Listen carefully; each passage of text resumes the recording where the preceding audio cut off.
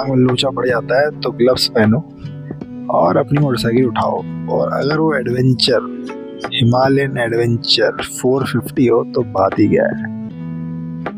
बस जाने से पहले ये जरूर चेक कर लो कि आप पे वो सब चीज़ें हैं जो आपको राइड में चाहिए। क्लच वायर सही से काम कर रहा है कि नहीं कर रहा है, क्योंकि एक बार ये मुझे धोखा दे चुका है।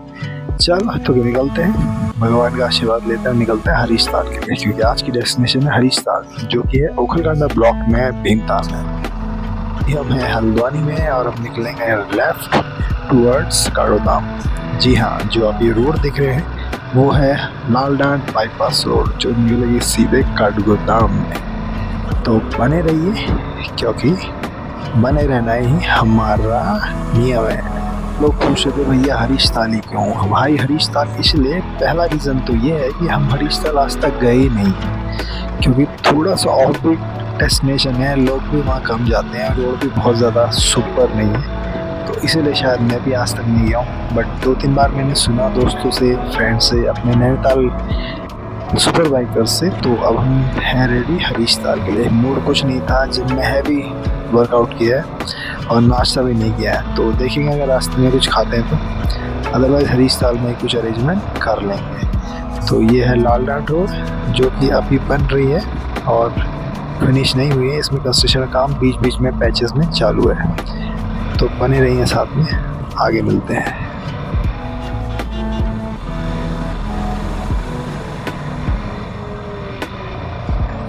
नैनीताल रोड पे, तो यहाँ पे दोनों काम रनिंग है। मेरे लेफ्ट साइड में सीवर का काम हो रहा है और राइट साइड में जो हमारा चमरानी डैम बन रहा है,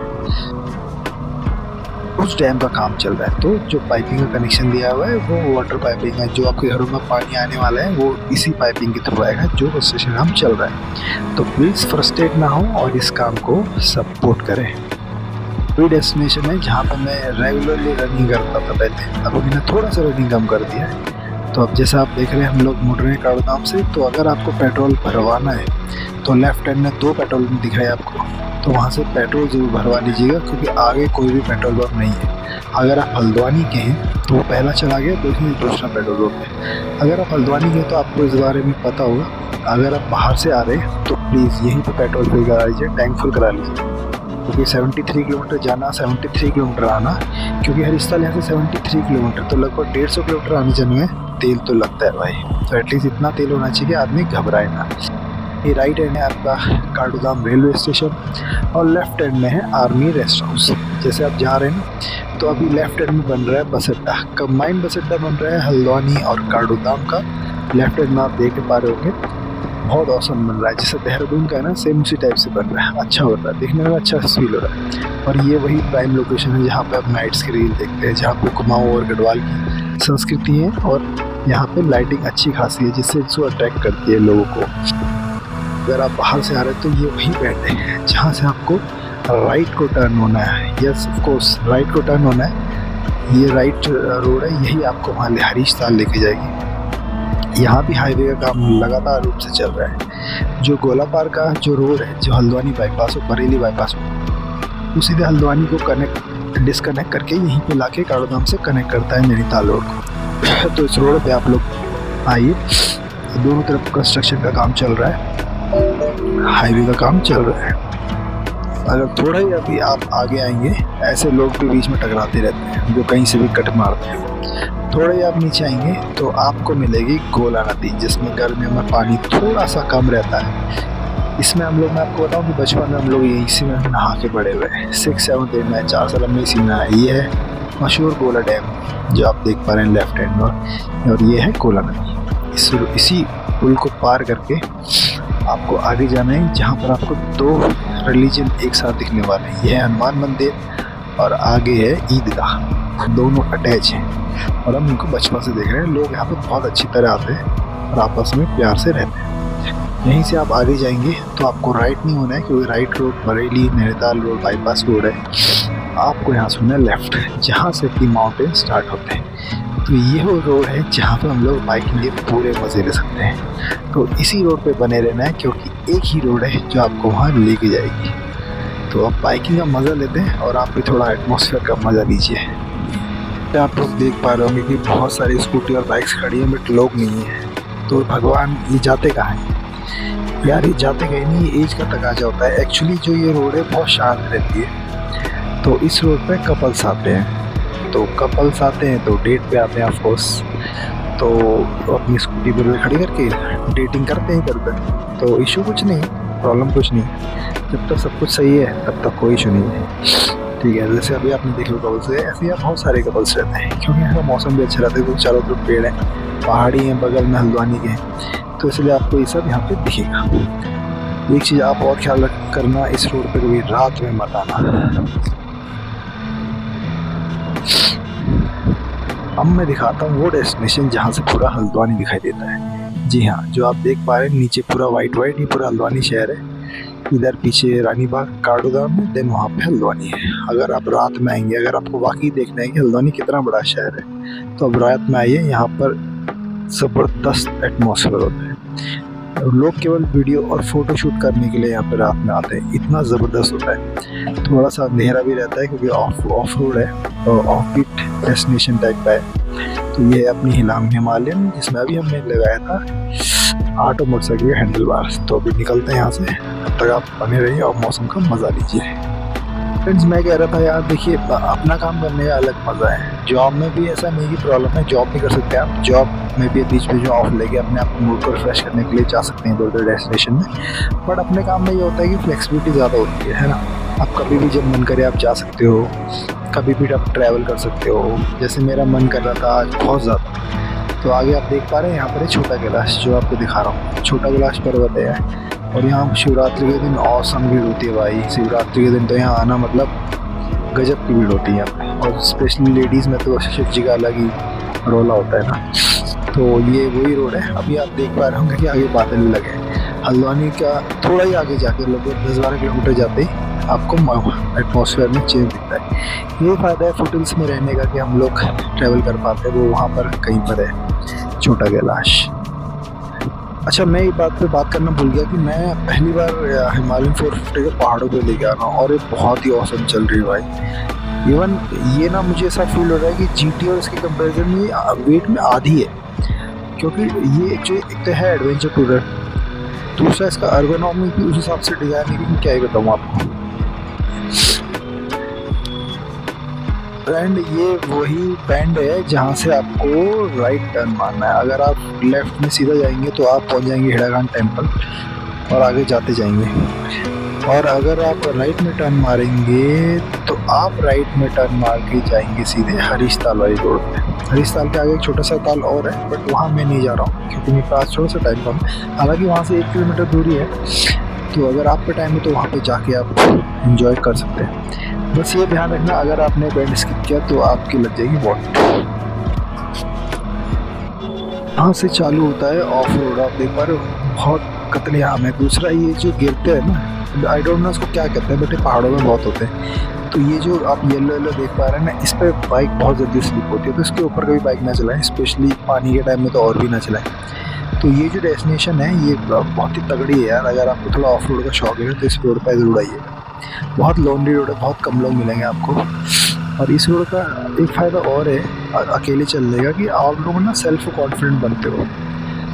तो इसीलिए मैं भी कोशिश करता हूँ अकेले जाने की, क्योंकि उसमें क्या होता है कि कभी पंचर होगा, कभी कुछ इश्यूज आएंगे, कभी क्या इश्यूज आएंगे, तो आपको पता चलेगा कि आपको क्या पता होना चाहिए आपकी बाइक के बारे में, है ना। कुछ रेगुलर इश्यूज जो आते हैं, कभी स्पार्क प्लग सही से काम नहीं करता है, थ्रोटल वायर काम नहीं कर रही है ना, या ब्रेकिंग सही से नहीं लग पा रही है, या फिर और छोटे मोटे इश्यूज आते रहते हैं, कोई नटवर्क ढीला हो गया, पोल ढीला हो गया, तो ये चलते रहते हैं। तो आगे देख पा रहे हैं बाइक और चल रही है, आई थिंक ये लोग भी वहीं जा रहे हैं, क्योंकि लड़के टाइप के लग रहे हैं और 2 बाइकों में है, तो शायद ये भी वहीं जा रहे होंगे। तो अभी इनसे आगे निकलते हैं थोड़ा। और ये देखो बिना सेफ्टी का आता है यार, ये बहुत बड़ा प्रॉब्लम है। 3-3 लोग बैठे हुए। मैंने इतनी बार लोगों को समझाया कि एटलीस्ट एक बाइक में 2 ही की कैपेसिटी होती है, उसका फ्रेम इतना कैपेबल नहीं होता है कि वो आपको झेल पाए। दूसरा, उसका इंजन इतना कैपेबल नहीं होता है, ठीक है। कुछ मजबूरी है तो चलो सही है। दूसरा, आपने हेलमेट नहीं पहना हुआ है, आपने ग्लव्स नहीं पहने हुए, आपने कुछ भी नहीं पहना हुआ है, तो ऐसे मत कीजिए यार। थोड़ा तो अपने आप की टेक केयर कीजिए। आपकी बॉडी है, आपकी रिस्पॉन्सिबिलिटी तो है। अगर आप जाएंगे तो आपके घर वालों को तो प्रॉब्लम होने वाली है, तो अपना टेक केयर तो मस्ट होता है भाई लोगों। तो फ्रेंड्स, बहुत सारा ऑफ रोड करने के बाद आ गए हम लोग हरीश ताल। देखो यहाँ पे ना पहाड़ी तरीके से खेती हो रही है। जब हम लोग बचपन में छोटे थे तो हम लोग मम्मी पापा के साथ गाँव जाते थे ना, तो वहाँ भी ऐसे ही होता था। पापा लोग खेत जोतते थे और मम्मी लोग उसमें दाना डालते थे। तो आई थिंक ये आंटी भी वही कर रही है, सी वो दाना डाल रही है और अंकल खेत जोत रहे हैं। और जो आगे है वो गाय भी होती है कई बार, और बहुत मैक्सिमम बार भैंस तो बैल्स होते हैं। जो हमारे गाँव में थे वो बैल्स थे। तो ये आंटी आप कर क्या रहे हो आंटी लोग? मैं कुछ तो कर रहे हैं। तो ये आई थिंक ये मक्का बोल रहे हैं अंकल, क्या है ये? मक्का ही है। हाँ क्या अंकल, क्या है ये? अच्छा मक्का है ये। ओके मक्का। देखो आप लोग मक्का बोल रहे हैं ये लोग, और इसी तरीके से देखो टर्न मारते हैं। बाइक तो आप लोग ऐसे घुमा लेते हो है ना, तो ये बाइक नहीं है, तो ये उसी हिसाब से टर्न होता है। पूरा उठा के साइड करना पड़ता है, देन जाके जो बैल और गाय होती है लेफ्ट राइट होती है और टर्न मार के लोग चलते हैं। तो इस तरीके से गाँव में खेती होती है। बाकी उनका टेक केयर भी करना पड़ता है आपको, गाय और बैल जो भी है, कहीं भी इधर उधर स्लिप ना हो जाए, है ना। तो ऐसे ही ये है पगडंडी, जो गांव की पगडंडी होती है ना। ये खेत है, जोते हुए खेत है। यहाँ पे ऑलरेडी किस चीज़ के दाने पड़े होंगे, जो भी पड़ता है डोंट नो। तो उससे जाएंगे हम लोग आगे, और आगे है हमारी बाइक फैंटम। पहाड़ी तो आप जानते होंगे, ये जो है ना, ये सीढ़ी होती है। तो पहाड़ में ऐसी सीढ़ी होती है, और ये बिल्कुल मॉडर्न आर्किटेक्चर की टाइप दिखती है ना, क्योंकि आजकल हम लोग ऐसी सीढ़ी निकालते हैं दीवार से। और यहाँ पे जो है जाला लगा होता है दीवार पे, तो इसको पकड़ो धीरे धीरे और एक एक सीढ़ी ऊपर चढ़ो। और ऐसे ही सब लोग चढ़ते हैं यहाँ पे, ऐसे ही सब लोग उतरते हैं, और ऐसे ही सामान भी ले जाते हैं। तो आप समझ लो कि आप लोग कितना इजी लाइफ जी रहे हो पहाड़ों में। तो यहीं से चढ़ के सामने खड़ी है हमारी बाइक। तो अभी जाते हैं और रेडी होते हैं। कोई अंकल मिल गए थे रास्ते में, तो उनसे पूछ रहा था मैं यहाँ के बारे में। तो उनका कहना है कि मैं बचपन से ही रह रहा हूँ, ये पहाड़ों का स्टाइल होता है बैठ के बीड़ी पीने का और सिगरेट पीने का। तो वो भी इसी स्टाइल में बैठे हैं, बट ये पी कुछ नहीं थे, आई डोंट नो। तो उनसे बात करी थी, तो ये भट्ट जी हैं। तो भट्ट जी यहीं पे रहते हैं और काफ़ी टाइम से खेती बाड़ी का काम यहाँ पे कर रहे हैं। पहले शायद ये कहीं बाहर जॉब करते थे। तो अभी भट्ट जी से लेते हैं बाय बाय और चलते हैं आगे को। कभी भी अगर आप ऐसी डेस्टिनेशन में आते हैं तो एक बात का ज़रूर ध्यान रखना यार कि कूड़ा मत फैलाना। जो भी लेके आते हो ना साथ में, तो अपने साथ में ले आना। और थोड़ी सी क्वालिटी ख़राब होगी कैमरे की, क्योंकि GoPro 9 की बैटरी ड्रेन आउट हो चुकी है और अब चल रहा है GoPro 7। चाहे लोग उसे कितने बेकार बोले ना GoPro 7, बट इसमें एक खास बात है कि ये कुछ भी छोड़ता नहीं, मतलब घंटों चलती है इसकी बैटरी, प्रॉब्लम नहीं करती है। तो वो सामने जो ताल देख रहे हैं वही हरीश ताल, जिसके लिए हम लोग इतनी दूर आए हैं। यहाँ बगल में खड़े हैं बैल, तो जंप मारेंगे और आगे चलेंगे। तो please take care of things. तो ये सीढ़ी नुमा खेत ऐसे ही होते हैं, जंप मार के आप उतरेंगे नीचे। तो ऐसे ही बने रहिए, ताल पे मिल के आपसे बात करता हूँ।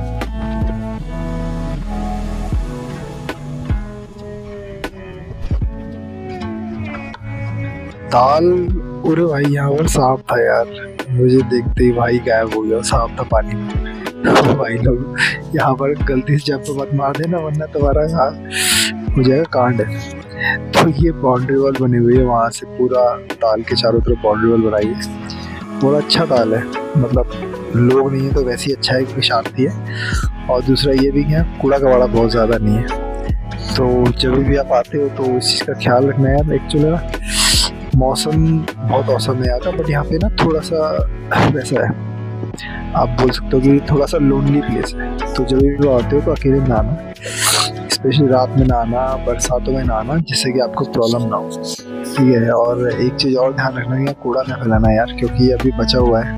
तो गिनती के लोग हैं, वो आपको कुछ बोलेंगे भी तो वैसे भी अच्छा नहीं लगता है, और हमको भी अच्छा नहीं लगता है कि आप उत्तराखंड को ख़राब करें। अपनी देवभूमि है तो उसको शांत और साफ रखना हमारा काम है।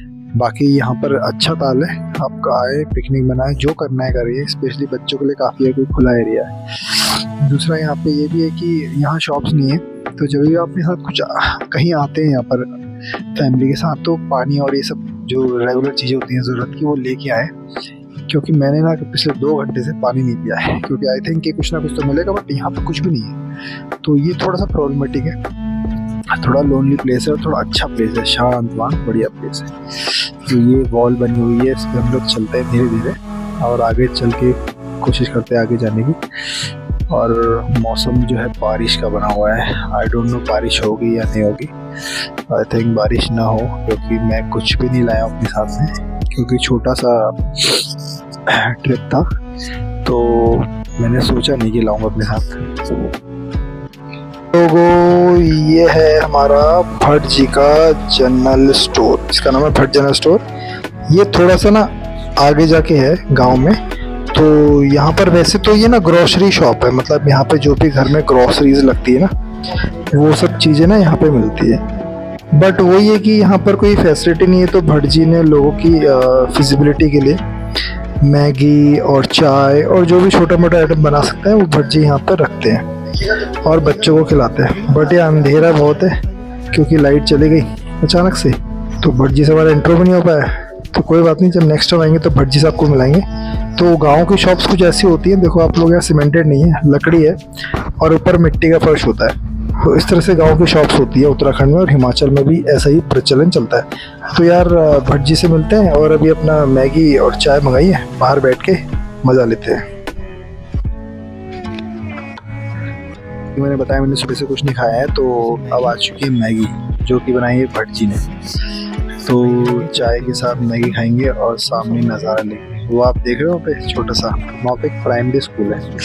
अब प्राइमरी स्कूल तो है, बट प्रॉब्लम क्या है कि ये ना बहुत छोटे बच्चों का है, फर्स्ट टू फिफ्थ तक के बच्चों का है। और भी एक लड़की मिली तो उसने बताया कि भैया हम लोग ना जाते हैं 6 किलोमीटर दूर स्कूल है, 5th to 12th वाला जो होता है सेकेंडरी स्कूल। तो भाई 6 किलोमीटर जाते हैं बच्चे और 6 किलोमीटर आते हैं, जितने भी बच्चे यहाँ से जाते हैं। तो 12 किलोमीटर डेली का जो है वो उनका शेड्यूल है। मीन्स 2.5 घंटा जाना 2.5 घंटा आना, तो मतलब उनकी लाइफ के 5 घंटे तो इसी में चले जाते हैं। तो इनसे आप कंपेयर कर लीजिए कि आपकी लाइफ और हमारी लाइफ, मतलब इनकी लाइफ और हमारी लाइफ में क्या ही डिफरेंस है यार, ज़बरदस्त डिफरेंस है। और हम लोग छोटी छोटी चीज़ों को ब्लेम करते हैं कि ये नहीं है, वो नहीं है, कपड़े प्रेस नहीं है, जूते में पॉलिश नहीं है, मैं लेट हो गया, मैं जल्दी आ गया। भाई ये तो कुछ भी नहीं है। अगर आप इनसे अपनी लाइफ कंपेयर करें तो यार भगवान ने सबको सहूलियत के हिसाब से चीज़ें दी।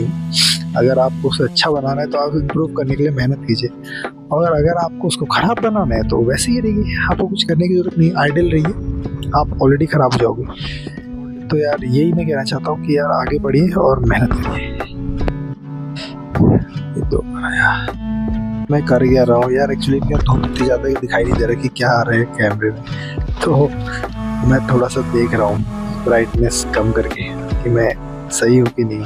तो निकालते हैं अपना हेलमेट और रेडी होते हैं वापसी के लिए। बस यही था आज का सफ़र, और सफ़र में हमेशा बने रहिए। और मेरा तो यही कहना है कि सफ़र वही है जहाँ पे आपने अपने आप को जाना हो, चाहे वो 1% ही क्यों ना हो। तो ऐसे छोटे मोटे सफ़र ही हमको अपनी पहचान दिलाते हैं, हम अपने आप से बात कर पाते हैं, अपने आप से अपनी चीज़ों को डिस्कस कर पाते हैं। तो बने रहिए और मैं आपको दिखाता हूँ कुछ राइडिंग के क्लिप्स, तो उसको एंजॉय कीजिए और प्लीज़ सब्सक्राइब कर लीजिएगा। थोड़ा भी कुछ अच्छा लगे तो, नहीं लगे तो कोई इशू नहीं है, क्या पता अगला पसंद आ जाए। तो मिलते हैं अगले ब्लॉग में। Thank you guys, love you all.